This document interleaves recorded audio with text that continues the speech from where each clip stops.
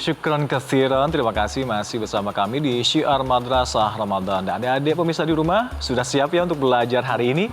Tanpa berlama-lama lagi, langsung kita saksikan bersama-sama materi tentang konsep dan juga implementasi ukhuwah Islamiyah. Ini dia, silakan tafadhol Bapak Israqun Najah. Assalamualaikum warahmatullahi wabarakatuh. Bismillah, alhamdulillah, wassalatu wassalamu ala rasulillah wa ala alihi wa ala wa ba'da. Siswa-siswi di mana saja berada, semoga kita semua senantiasa dalam kesehatan yang prima. Kita nikmati hari-hari terakhir ini di rumah dengan santai dan tanpa harus meninggalkan aktivitas belajar kita. Dan kita berdoa bersama semoga kita segera pulih dari masa yang membelenggu kita seperti yang kita rasakan hari ini. Pada kesempatan ini kita akan membincang tentang konsep dan implementasi ukhuwah Islamiyah. Sesungguhnya ketika kita bicara tentang ukhuwah Islamiyah, ini memiliki latar historis, ada sejarah. Karena Nabi kita Muhammad SAW saat melakukan hijrah ke Madinah, ini pertama melakukan pembangunan masjid, bina masjid. Tapi sesungguhnya yang dibangun bukan fisiknya, tetapi fungsinya. Bagaimana masjid menjadi tempat beribadah, tempat belajar mengajar, kemudian tempat mendiskusikan sampai pada pemberdayaan ekonomi umat. Nah, ini penting. Di samping juga menjadi suaka.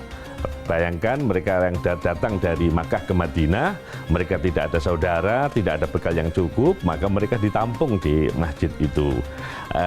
Kemudian yang kedua Nabi lakukan adalah al-ikha atau al-muakha. Nabi mencoba melakukan program mempersaudarakan satu sama lain.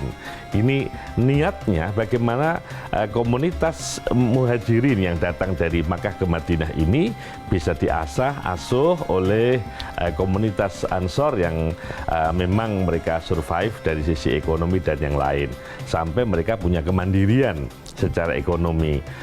Ini yang dimaksud selatan historis. Di samping yang ketiga yang dilakukan oleh Nabi itu, baru kemudian Nabi melakukan pembentukan atau pembangunan konstitusi.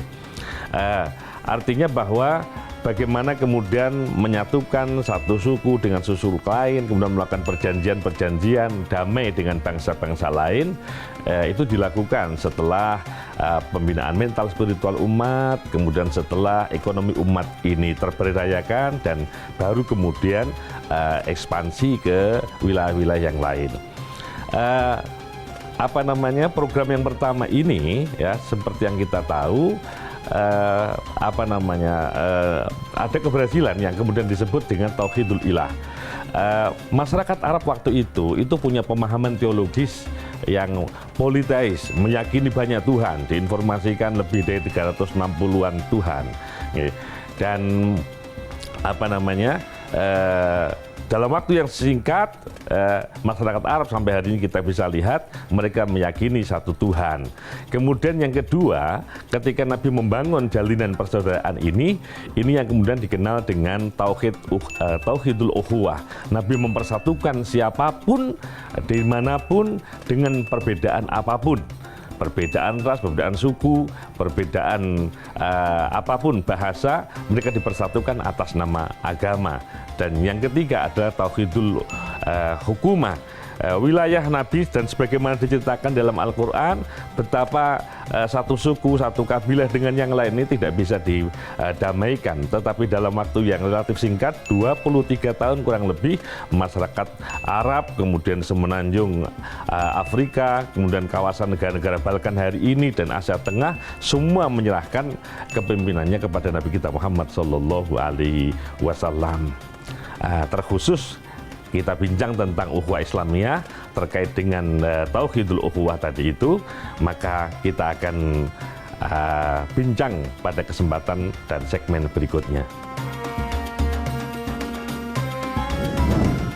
Adik-adik di rumah, jika dilihat secara historis, ukhuwah Islamiyah ini ternyata dapat kita lihat sendiri dari keberhasilan program-program yang dijalankan oleh Nabi besar Muhammad SAW, khususnya pasca hijrah beliau ke Madinah. Salah satunya adalah ketika Nabi mempersatukan kaum Muhajirin dan juga kaum Ansor. Nah, setelah ini masih banyak materi yang akan kita bahas tentu. Jangan kemana-mana, tetap bersama kami di Syiar Madrasah Ramadan.